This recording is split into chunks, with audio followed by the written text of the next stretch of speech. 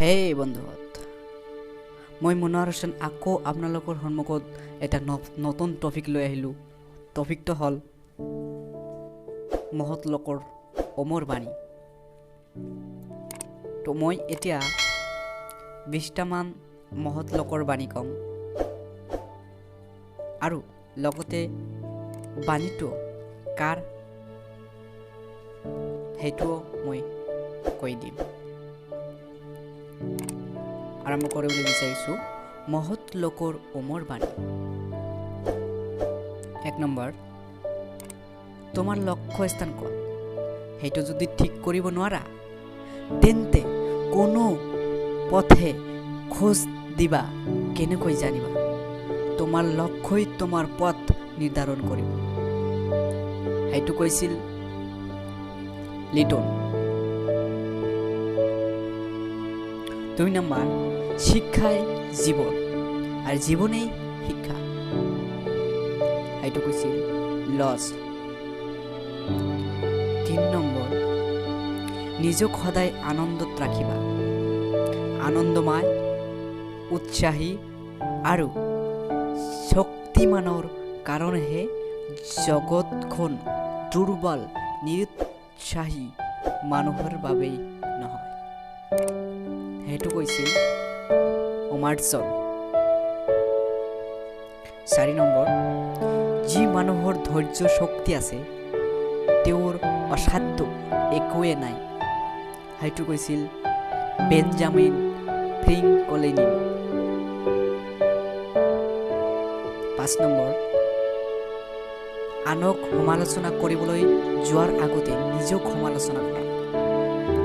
নিজে শুদ্ধ আৰু পবিত্ৰ হ'ব পাৰিলেহে আনৰ বিষয়ে মতামত দিয়াৰ যোগ্যতা অৰ্জন কৰিব পাৰিবা। সেইটো কৈছিল চক্ৰেটিছ। 6 নম্বৰ, মানুহে যিমান কিতাপ পঢ়িবলৈ শিকে সিমানেই ভাবিবলৈ শিকে। সেইটো কৈছিল জৱাহৰলাল নেহৰু। 7 নম্বৰ, আমি যি জানো সি অতি সামান্য, আমি যি নাজানো তাৰ সীমা নাই। সেইটো কৈছিল পাৰ্লেছ। 8 নম্বৰ, কোনে তোমাক সহায় কৰিব নোৱাৰে, নিজেই নিজৰ সহায় লোৱা। সেইটো কৈছিল বুদ্ধদেৱ। 9 নম্বৰ, এলেহুৱা মানুহৰ শৰীৰৰ পেলাই থোৱা চিবিৰৰ নিচিনা। ব্যৱহাৰ নকৰা চিবিটো যেনেকৈ মামৰে ধৰে, কামত নলগোৱা শৰীৰতো সেইদৰে ৰোগ হয়। ব্যৱহাৰ কৰা চাবি যেনে চকুচকীয়া, শ্ৰম কৰাৰ শৰীৰ তেনে কটকীয়া। তুমি যদি সৰহদিন তেনে কটকীয়া, তুমি যদি সৰহদিন জীয়াই থাকিবলৈ মন কৰা তেন্তে বহি সময় নষ্ট নকৰিবা। সেইটো কৈছিল ৰিচাৰ্ড। 10 নম্বৰ, সময়েই ধন। সেইটো কৈছিল বেঞ্জামিন ফ্ৰেংকলিন। 11 নম্বৰ, খং নকৰিবা, নিজেৰ সৰ্বনাশ হ'ব। অহংকাৰ নকৰিবা, পতন হ'ব। কাকো ঘৃণা নকৰিবা, নিজেও ঘৃণিত হ'বা। ফাঁকি নিদিবা, ফাঁকত পৰিবা। সেইটো কৈছিল বিবেকানন্দ। 12 নম্বৰ, আজিৰ কাম কাইলৈ কৰিম বুলি থৈ নিদিবা, কাৰণ কাইলৈ তোমাৰ কি অৱস্থা হ'ব তুমি নাজানা। সেইটো হৈছিল হযৰত মুহাম্মদ।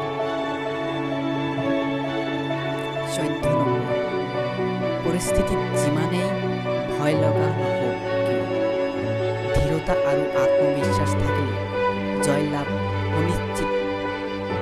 সেইটো হৈছিল পিয়েৰ টেলহাৰ্ট। 15 নম্বৰ, সফলতাৰ পিছে পিছে দৌৰি নফুৰিবা। যদি তুমি সঁচাকৈয়ে সফল হ'ব বিচাৰিছা তেন্তে খন্তেক জিৰণি লোৱা আৰু ভাবা তুমি কি কৰি ভাল পোৱা আৰু কিহত বিশ্বাস কৰা। দেখিবা এইবেলি সফলতাই তোমাক খেদি ফুৰিছে, সেইটো কৈছিল ডেভিড ফ্ৰষ্ট। 16 নম্বৰ, এগৰাকী সফল আৰু এগৰাকী অসফল ব্যক্তিৰ মাজত থকা মূল পাৰ্থক্যটো হ'ল সফল ব্যক্তিগৰাকীয়ে তেওঁৰ ভুলৰ পৰাই সদায়ে শিক্ষা লৈ আগবাঢ়ে, সেইটো কৈছিল ডেল কাৰ্নেগী। 17 নম্বৰ, উশাহ লৈ থকা মানেইতো জীয়াই থকা নহয়, সেইটো কৈছিল মেথিউ। 18 নম্বৰ, প্ৰেম হৈছে এনে এক জীৱন পুষ্প যি স্ফুটিত হয়, অভাৱনীয়, অপৰিকল্পিতভাৱে কোনোৱে নজনাকৈয়ে প্ৰকৃতিৰ সফল নিয়ম উলংঘা কৰি, সেইটো কৈছিল D.S. লৰেঞ্চ। 19 নম্বৰ, কৰ্মৰ মাজতহে জীৱনে পূৰ্ণতা লাভ কৰে, সেইটো কৈছিল বেইলি।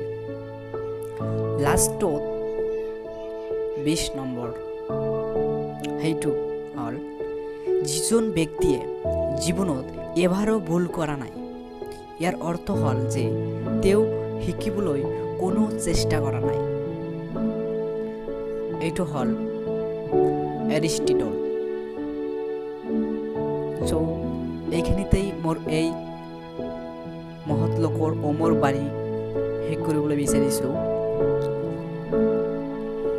ইয়াৰ পিছত মহৎ লোকৰ বাণী আৰু ভিডিঅ' পাব। যদি মোৰ এই চেনেলটো এতিয়ালৈকে ছাবস্ক্ৰাইব কৰা নাই, লগতে বেল আইকনে ক্লিক কৰা নাই, এতিয়াই কৰক। আজিৰ দিনটো আপোনালোকৰ হ'ব। খোদা হাফেজ, আসসালামু আলাইকুম।